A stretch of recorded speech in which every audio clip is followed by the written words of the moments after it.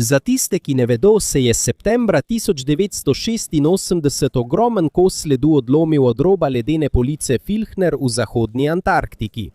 Takrat so ga preprosto poimenovali A23A. Čeprav je njegovo ime preprosto, so znanstveniki hitro opazili, da to ni navadna ledena gora. Pravzaprav je to največja ledena gora na svetu. Njegova površina je približno 4170 kvadratnih kilometrov. Kot da gledaš plavajoči orjaški ledeni otok, ki je več kot 5-krat večji od mesta New York. Zdaj, ko so leta minevala, se je ustavil le na enem delu morja. Zdaj je kot stalni ledeni otok zasidran v zamrznenih vodah Antarktike.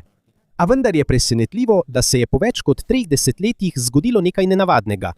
Šele leta 2023 se je A23A ponovno premaknil. Kot da se je velikan, ki je spal pod hladnim svetom, znova prebudil. Zdaj ga počasi odnaša v Vedelovo morje ob Antarktiki in premika se več kot 150 km na mesec. In za številne znanstvenike je to resno opozorilo. Ker ko se je ogromna ledena gora po mnogih letih mirovanja znova začela premikati, to lahko pomeni, da se na Antarktiki dogajajo velike spremembe. In po mnenju večine strokovnjakov to ni dober znak. Toda vprašanje zdaj je, kako pomembna je pravzaprav ta zamrznjena celina. In tukaj so še druga pomembna vprašanja. Kaj se bo zgodilo, če se bo ves led na Antarktiki popolnoma stopil? In kakšen bo svet, če se bo morska gladina dvignila višje od številnih stavb? In ali je res, da tukaj teče kri, ki prihaja iz ledenika? In še eno zanimivo vprašanje je, zakaj tukaj najdejo toliko meteoritov? In ali je mogoče, da bo Antarktika nekega dne spet postala zelena?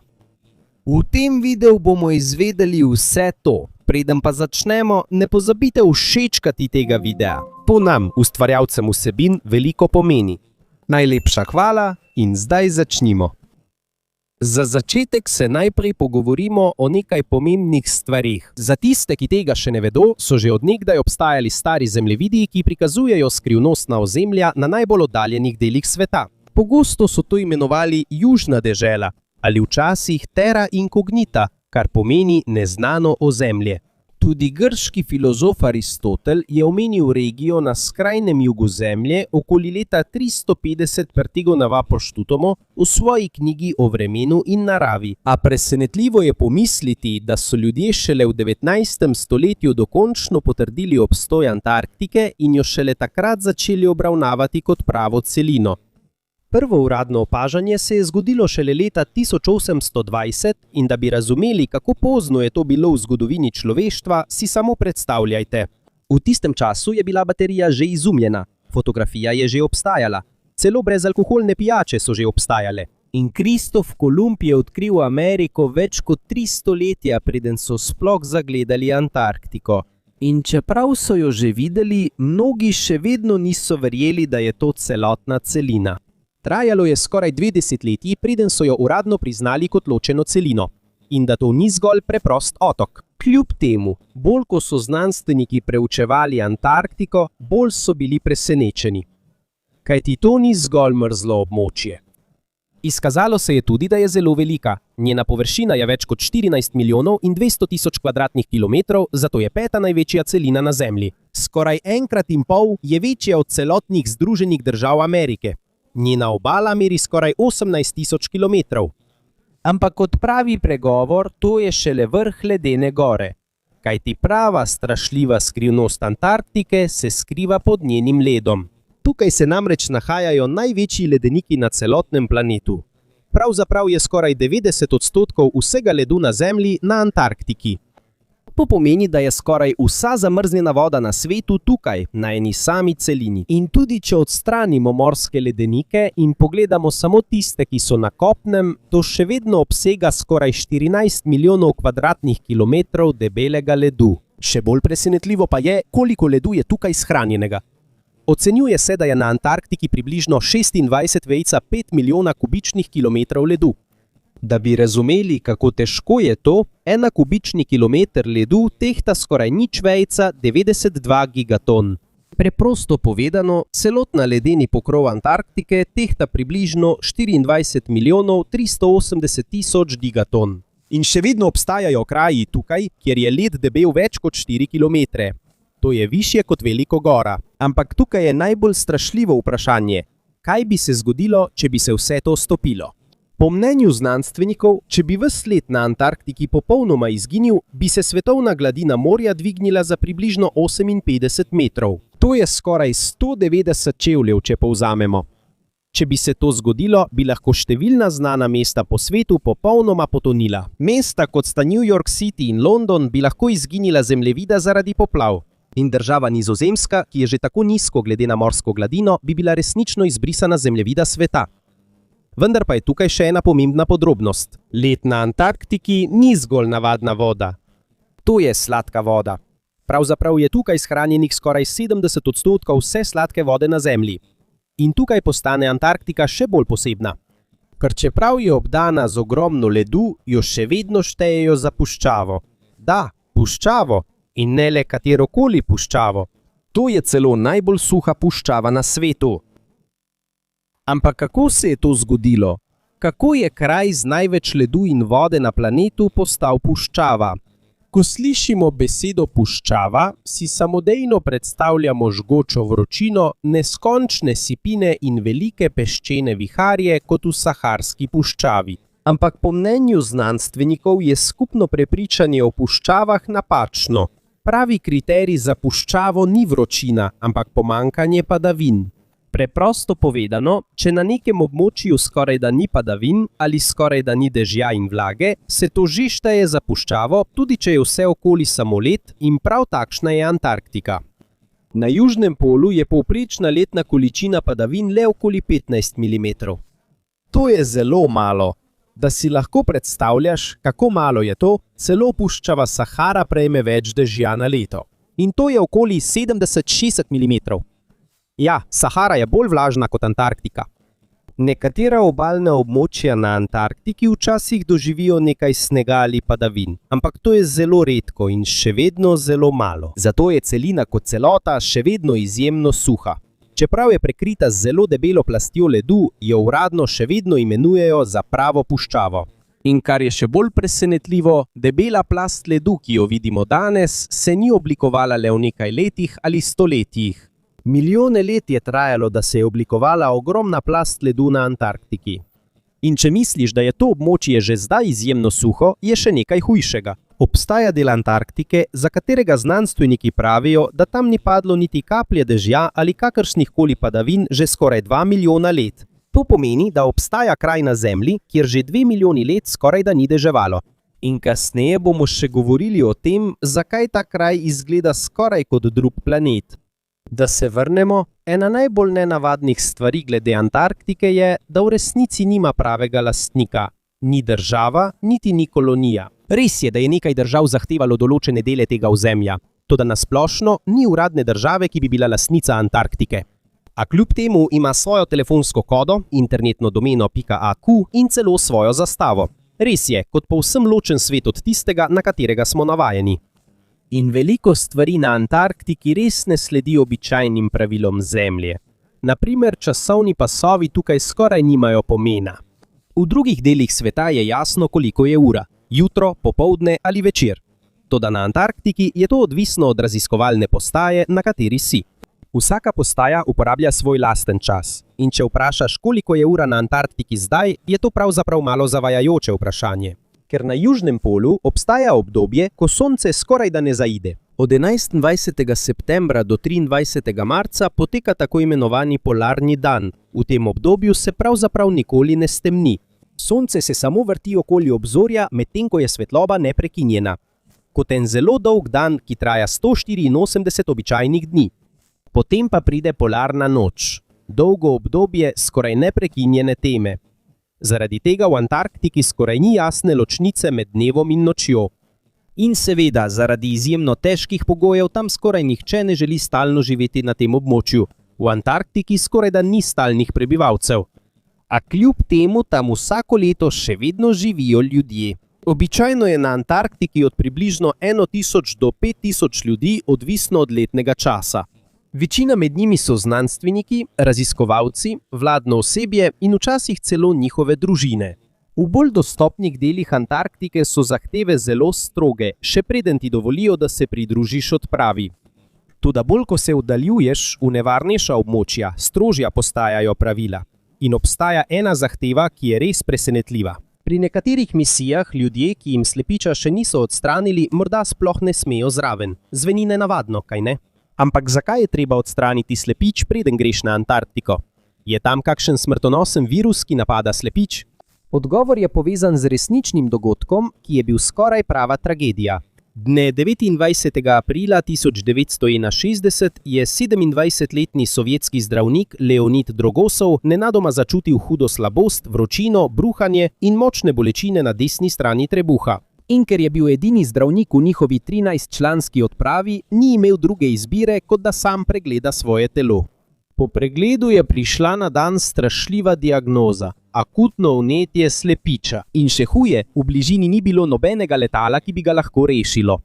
Vreme je bilo takrat tako slabo, da je bila evakuacija nemogoča. Z drugimi besedami, kot da je bil obsojen na smrt. Toda namesto, da bi se predal, naredil nekaj, kar je skoraj nemogoče verjeti. Odločil se je, da si bo sam operiral slepič. Da, sam je izvedel appendektomijo na svojem telesu. Po njegovih besedah je bila to edina možnost, da preživi. In čeprav je bila operacija izjemno težka, zelo nevarna in skoraj neverjetna, je bila uspešna. In zaradi izjemnega poguma, ki ga je pokazal, je Leonid Drogosov postal znan po vsem svetu. Zdaj, kljub temu, če pomisliš, je že samo po sebi dovolj, da se ti ob dnevu ali noči, ki traja pol leta, zdi, kot da Antarktika sploh ni več del Zemlje. Kot da bi bila to oddaljen eksoplanet, ki kroži v drugem delu vesolja. Ampak obstaja še ena stvar, ki še bolj daje občutek, kot da si v vesolju, ko si na Antarktiki. In ne, še ne govorimo o vesoljcih, vsaj za zdaj še ne. Kajti obstaja še ena vrsta obiskovalcev, ki redno prihajajo na to mesto. Meteoritov. Pravzaprav je Antarktika eno najboljših krajev na Zemlji za iskanje meteoritov iz vesolja. Skoraj 2/3 vseh meteoritov najdenih na planetu so našli prav tukaj. In povsem naravno je, da se mnogi vprašajo, zakaj tukaj. Ali Antarktiko pogosteje zadenejo meteoriti kot druga mesta? Nekateri bi morda takoj pomislili na teorije zarote, toda pravi razlog je veliko preprostejši. Tukaj ne pade več meteoritov kot drugje, le veliko lažje jih je opaziti. Zaradi izjemno bele okolice je takoj opaziti tudi najmanjši temen kamen na vrhu ledu, kot da bi spustil košček oglja na bel papir. Poleg tega je zrak na Antarktiki izjemno suh, zato je poškodovanost meteoritov manjša kot drugje po svetu. In tudi če se pogreznejo v sneg, ima gibanje ledenika poseben učinek. Ne dovoli, da bi se meteoriti pogreznili pregloboko, namesto tega pogosto ostanejo blizu površja. Zato je za znanstvenike Antarktika kot prava naravna zakladnica. Med odpravo od leta 2022 do 2023 je ena mednarodna raziskovalna ekipa hitro našla 5 novih meteoritov, in to po kratkem iskanju. Eden od teh je tehtal 7,6 kg. To je zelo veliko za meteorit. Po besedah Marije Valdez iz Prirodoslovnega muzeja Field in Univerze v Chicagu je bilo iz Antarktike v zadnjem stoletju pripeljanih približno 45.000 meteoritov. In od vseh teh jih je le približno 100, tako velikih ali večjih od meteorita, ki ga je našla ta odprava. To pomeni, da je takšna vrsta odkritja zelo redka. Ampak čeprav si ob besedi Antarktika predstavljamo samo led in sneg, to ne pomeni, da je to vse, kar tam lahko vidiš. Ker so na Antarktiki kraji, ki izgledajo kot gore v Evropi. Včasih, ko pogledaš nekatere slike, bi lahko mislil, da si v švicarskih Alpah. Ampak obstaja ena podrobnost, ki te takoj spomni, da si res na Antarktiki – cesarski pingvini. Ker cesarske pingvine najdemo samo tukaj in nikjer drugje na Zemlji. In vsako leto, od novembra do marca, ko je poletje na južni polobli, križarke obiskujejo Antarktiko. Da tudi na najhladnejši celini na svetu obstaja turizem. Toda bolj, ko se približuješ najbolj južnemu delu Antarktike, še posebej po zimi, bolj občutiš pravo moč tega kraja, tisto vrsto mraza, ki prodre do kosti. Pravzaprav je bila najnižja temperatura, ki je bila kdajkoli izmerjena na Zemlji, zabeležena prav tukaj. Leta 2010 so v Antarktiki izmerili temperaturo -92 stopinj Celzija. To je bila najhladnejša temperatura, ki je bila kdajkoli zabeležena na celotnem planetu. In ko govorimo o Antarktiki, obstaja še ena stvar, za katero je skoraj vsak že slišal – ozonska luknja. Čeprav je ta izraz zelo znan, veliko ljudi v resnici ne razume, kako resna je ta zadeva. Ozonska luknja je del atmosfere, kjer je koncentracija ozona izjemno nizka. Ozonska plast je zelo pomembna, saj deluje kot zaščitni ščit Zemlje pred nevarnim ultravijoličnim sevanjem s Sonca. Brez nje bi bilo življenje na planetu veliko bolj ogroženo. Vendar pa obstaja nekaj, kar mnogi pogosto napačno razumejo. Ozonska luknja nad Antarktiko ni stalna odprtina, ki bi bila odprta celo leto. To je sezonski pojav, to pomeni, da se pojavlja in zmanjšuje glede na letni čas. Britanski znanstveniki so to težavo prvič odkrili leta 1985. Opazili so, da je vsak avgust velik del atmosfere nad Antarktiko z zelo nizko koncentracijo ozona in ko pride december, skoraj popolnoma izgine. Zaradi tega je znanstvena skupnost takoj postala zaskrbljena. Ker če bi se to še naprej slabšalo, bi to lahko imelo velik vpliv na celoten planet. In po najbolj sprejeti razlagi znanstvenikov je glavni razlog za to prav človek. Zlasti uporaba klorofluoroogljikov ali CFC-jev in več kot 100 drugih škodljivih kemikalij. Zaradi velike zaskrbljenosti so različne države hitro ukrepale. Leta 1985 je bila podpisana Dunajska konvencija za zaščito ozonske plasti in že po 2 letih je temu sledil Montrealski protokol septembra 1987. Od takrat se je stanje postopoma izboljševalo. Raziskovalci vsako leto opažajo, da se ozonska luknja zmanjšuje. Nekateri optimisti celo verjamejo, da bi lahko popolnoma izginila do leta 2060.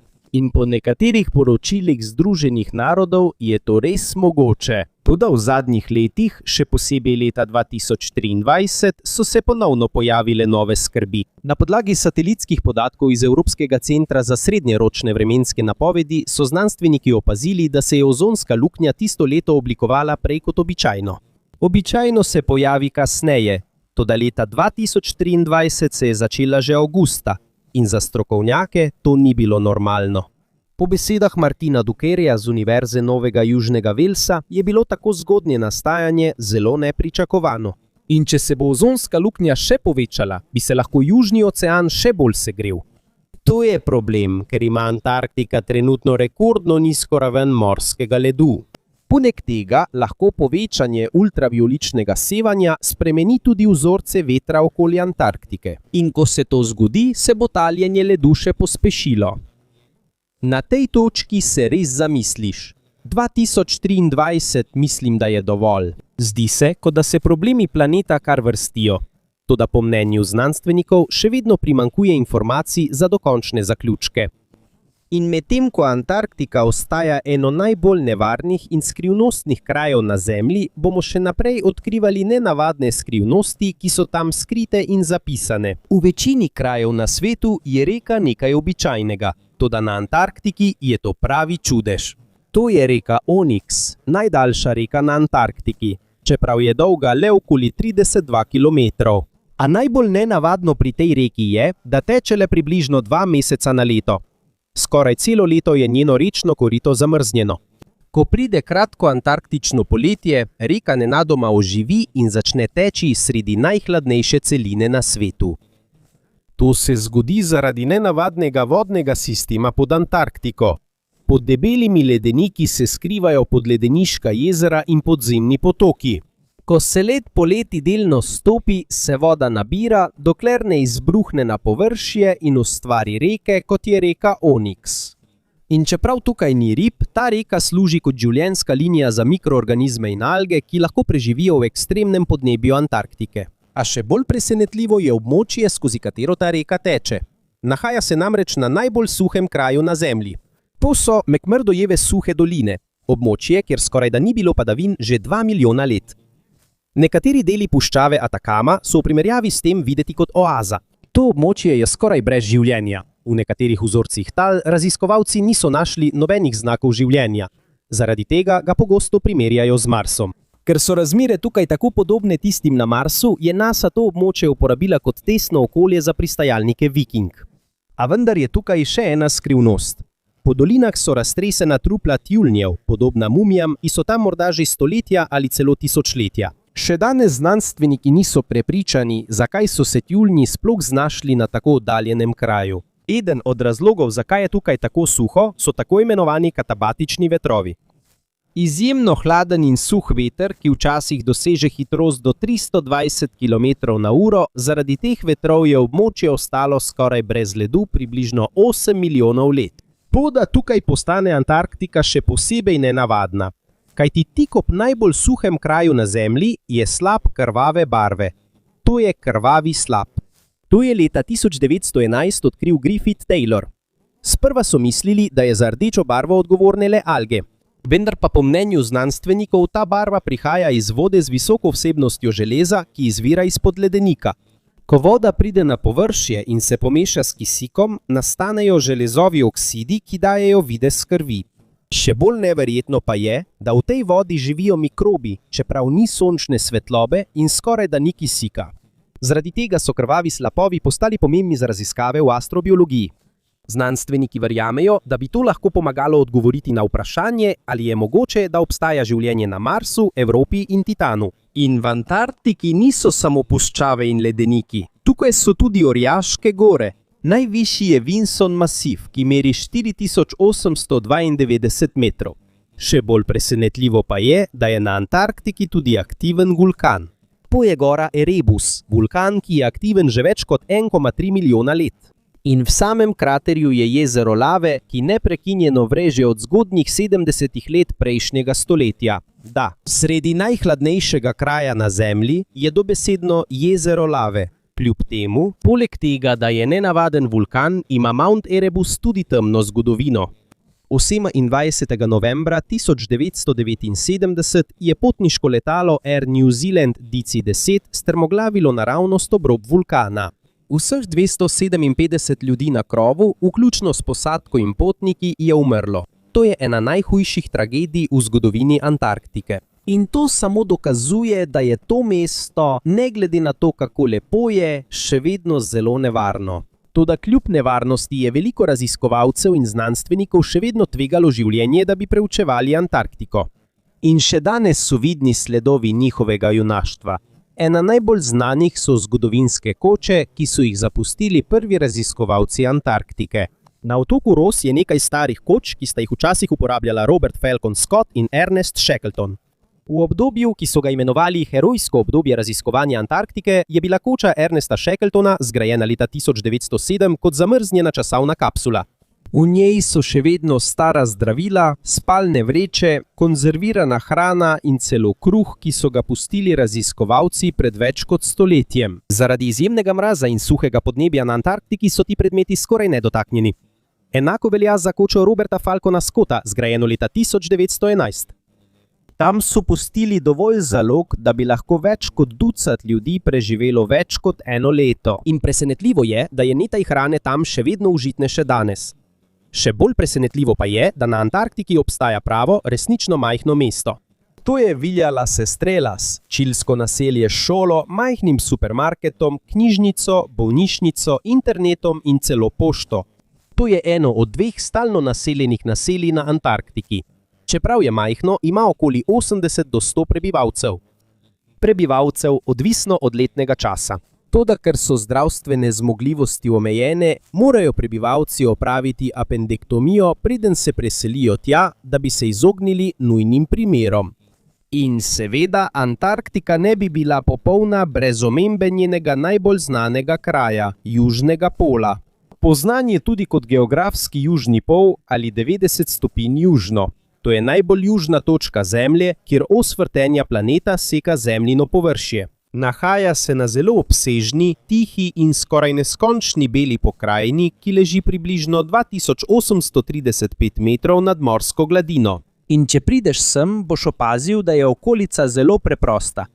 Ni dreves, ni gora, skoraj vse, kamor seže pogled, je led. Ampak tam je ena posebna stvar. Kovinska palica, ki služi kot natančen označevalec Južnega pola. In zanimivo je, ker jo vsako leto nekoliko premaknejo. Tudi sam led na Antarktiki se namreč vsako leto počasi premika. Kljub temu, če misliš, da je Južni pol zelo žalosten in izoliran kraj, se ti bo to morda nekoliko zmanjšalo, ko boš videl postajo Amundsen Scott na Južnem polu. To je raziskovalna postaja, ki se nahaja tik ob geografskem Južnem polu. In za tiste, ki radi fotografirajo, je tukaj še poseben kraj, imenovan slavnostni Južni pol. Toda, čeprav so zdaj na Antarktiki ljudje in sodobne postaje, ostaja to še vedno eno najtežjih okolij na Zemlji. Presenetljivo je pomisliti, da je bil ta kontinent nekoč videti povsem drugače. Pred milijoni let Antarktika ni bila prekrita samo z ledom. Tukaj so bile gozdovi, rastline in dinozauri, ki so se sprehajali po območju, ki je danes prekrito z debelimi ledeniki. Med 145 milijoni in 66 milijoni let nazaj so na obalah Antarktike celo rasle palme. Povprečna temperatura takrat je bila okoli 20 stopinj Celzija. Znanstveniki to obdobje imenujejo eocensko toplogredno obdobje, ko je bila količina ogljikovega dioksida v atmosferi zelo visoka, zato je bilo podnebje na Zemlji izjemno vroče. In ne samo to, Antarktika je bila takrat tudi bližje ekvatorju, toda skozi milijone let se je počasi premikala naprej. Takrat so tam že obstajali gozdovi, ki so trajali tisočletja. Danes so fosili rastlin in starodavnih živali edini preostali dokazi o nekdanji zeleni Antarktiki. A pod tem ledom se skriva še nekaj bolj neverjetnega. Pod debelimi ledeniki Antarktike se namreč skrivajo skrita jezera. In nekatere izmed teh so morda obstajala že preden je celino prekril led. Eno najbolj znanih je jezero Vostok.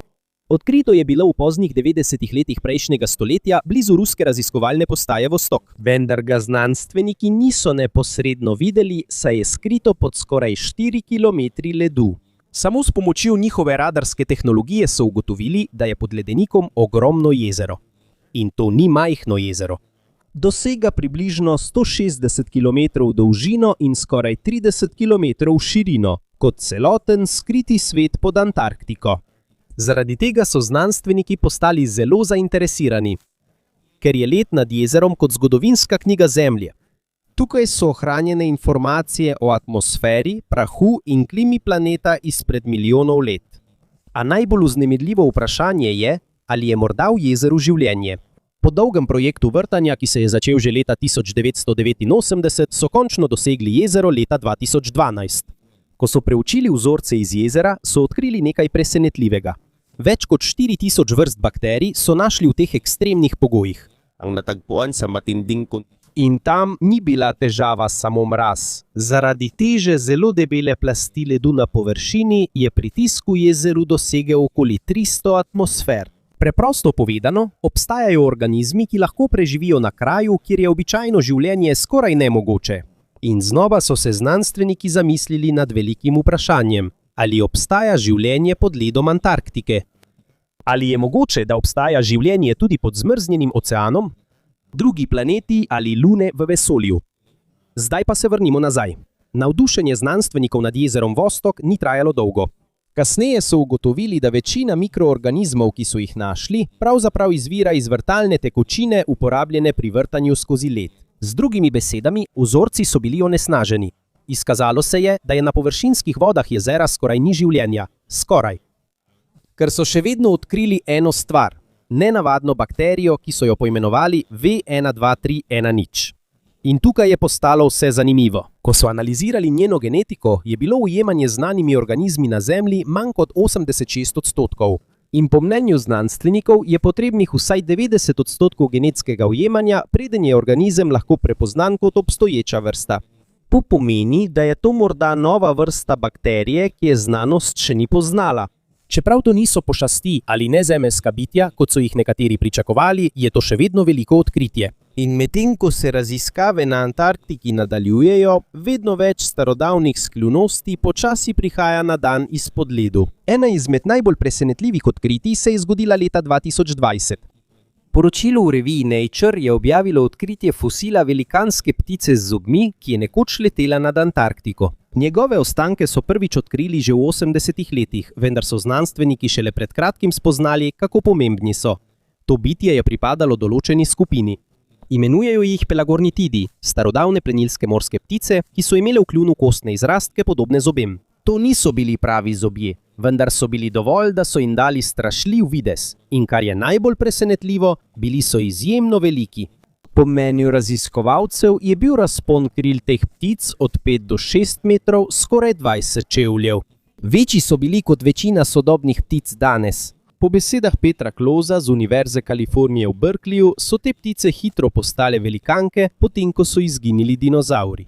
Milijone let so vladali nebu nad starodavnimi oceani Antarktike. In možno je, da je pod ledom še veliko fosilov takšnih bitij. Kajti v starih časih Antarktika ni bila prekrita z ledom. Pravzaprav so bili časi, ko je temperatura Južnega oceana dosegala okoli 30 stopinj Celzija. Antarktika je bila takrat topla, zelena in polna življenja. Vendar pa so se po mnenju znanstvenikov stvari spremenile zaradi prevelike količine ogljikovega dioksida v ozračju, kar je povzročilo močan učinek tople grede, ki ga poznamo danes. Tisti strah se znova vrača. Ker po mnenju številnih strokovnjakov se Zemlja danes segreva hitreje kot skoraj kadarkoli v zgodovini planeta. In tokrat glavni razlog niso vulkani, temveč moderna človeška industrija. Pravzaprav se nekateri deli zahodne Antarktike že začenjajo topiti. In čeprav celina v naslednjih desetletjih še ne bo takoj spet postala zelena, je znanstvenikom jasno, da so se spremembe že začele. Ampak obstaja velika težava. Če se bo led na polih popolnoma stopil, se ne bo spremenila samo Antarktika, ampak ves svet. Ando!